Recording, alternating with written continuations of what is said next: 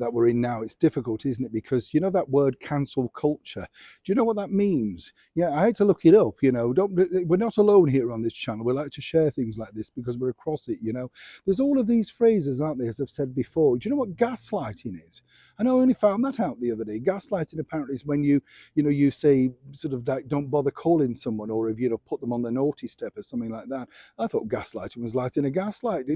No idea.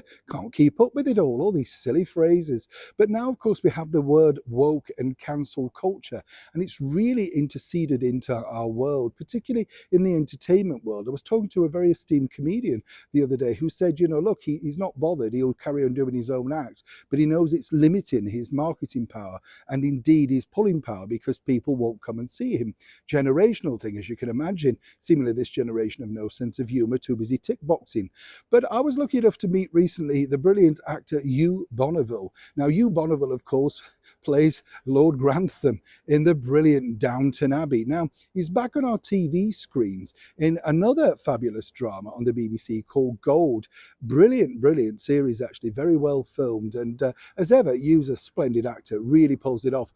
Basically, we met many years ago, sitting beside each other at the London Palladium for a wonderful night of comedy in front of Dame Edna Everage, Barry Humphries. What a night that was. And Hugh really has a brilliant sense of humour.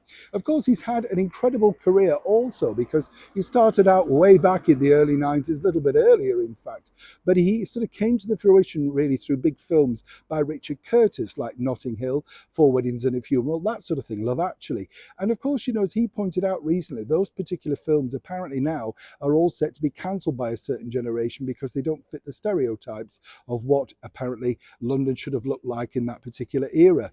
As he and I both agreed with, this is all about, isn't it, history. It's a moment in time. That's like saying, Ice Cold in Alex doesn't reflect the war or whatever. It's the deal that we're in. It's the moment in time. But clearly these thick youngsters don't get it, But also it was wonderful, as I say, because he's basically against all of that, doesn't believe in cancel culture, certainly doesn't believe in woke, which was fabulous to hear as well. But of course, we had to bring up the sort of thorny topic of that wonderful series, Downton Abbey. And what was interesting here is I said, could it return? And in his opinion was this, of course, he said, you can never really say never because actors will always return if the check's big enough, which I thought was very honest of him. He's also got his own autobiography out as well, so do look out for that. Good read.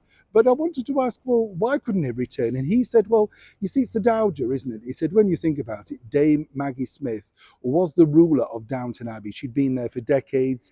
And consequently, the stories did revolve around, like, what is a weekend, things like that, And when you think about it, he's right in some respects. But as many people would love to see the show back, I said, couldn't you have an older aunt or something like that who could now move into the Abbey, And he said, well, he wasn't too sure. It's all as ever down to Julian Fellows. I wanted to share this conversation with you because I know a lot of fans love Downton Abbey, love Hugh Bonneville, and as I say, he's got an autobiography imminent now, so do look out for that.